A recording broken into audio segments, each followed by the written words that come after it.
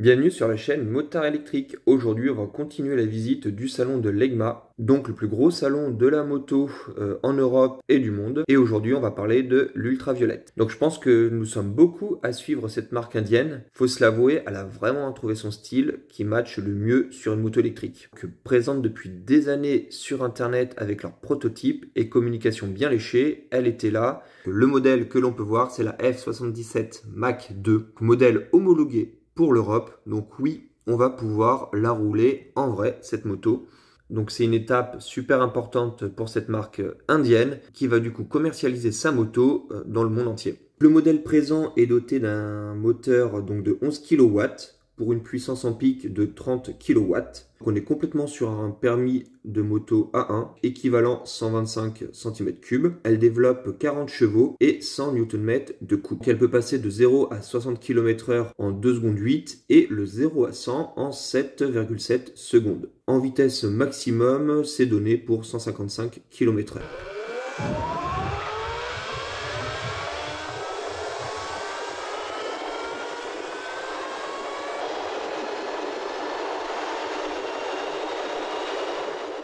On a une moto qui ressemble beaucoup aux performances d'une 0S, un petit peu en dessous quand même sur le papier. Après la vitesse max à voir, parce que 155 km/h pour une A1 c'est assez élevé, je crois que c'est même pas possible sur le sol français du moins. En tout cas, ça a l'air d'avancer. Preuve le CVCOM qui est similaire aux anciennes plateformes de SR de chez Zero, mais dans une version plus moderne.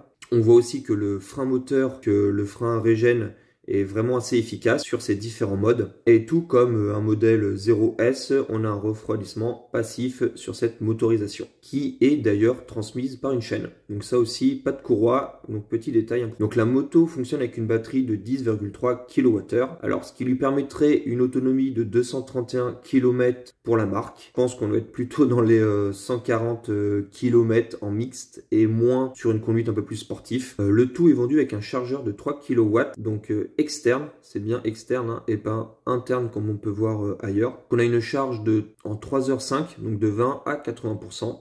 On voit que la prise ressemble beaucoup à une type 1, mais on est bien sur une prise type 2. Point faible un peu sur ce chargeur, c'est qu'il va falloir se le trimballer. Quand on voit la taille du chargeur et quand on voit la moto qui est très jolie, mais qui ne semble pas accepter de valise ou top case, ça va être très compliqué. C'est dommage parce que sur les anciens prototypes proposés par cette marque, on avait des batteries amovibles qui étaient réalisées en 3 packs, donc facile à enlever. Ça répondait quand même à une demande assez forte pour la recharge en appartement ou lieu de travail dans les centres-villes très dense. Ça, on voit que ça a été abandonné par Ultraviolette. On a une moto ultra connectée avec les mises à jour réalisables à distance. On aura une expérience vraiment futuriste avec l'IA qui sera vraiment présente sur la moto. Le prix annoncé est de moins de 10 000 €. Donc, il faudra quand même voir le prix définitif en France. Il y a moyen que ce soit un peu plus élevé quand on voit surtout ce qui se fait à côté en termes de performance et rapport qualité-prix. Ce qui était très intéressant aussi chez Ultraviolette, c'était le modèle présenté, la F99. Là, c'est un modèle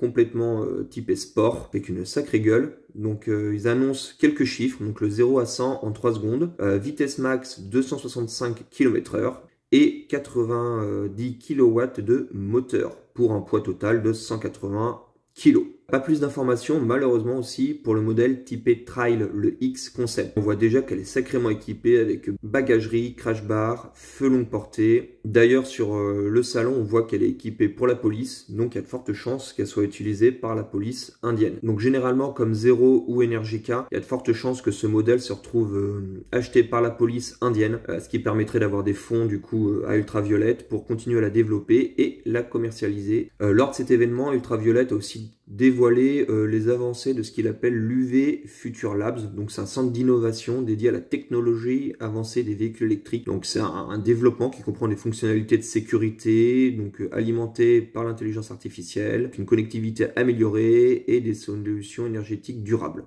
Donc ils bossent vraiment aussi sur ce point-là. Et toutes ces innovations seront intégrées sur les futurs modèles. On voit qu'on a une entreprise qui réalise de belles motos, qui a une très bonne communication, qui innove aussi. beaucoup et qui arrivent donc sur le marché européen avec des motos qui ont leur propre technologie, pas comme les motos chinoises qui sont simplement de l'assemblage. Donc c'est très intéressant et c'est de bon augure pour les années à venir en termes de moto électrique. Très hâte de l'essayer, on est encore un peu patient, en 2025, on croise les doigts, on devrait l'avoir. Donc si vous avez des questions, n'hésitez pas à rejoindre le groupe Facebook Motard Électrique et vous pouvez partager et liker la vidéo. Je vous remercie et je vous dis à la prochaine. Ciao!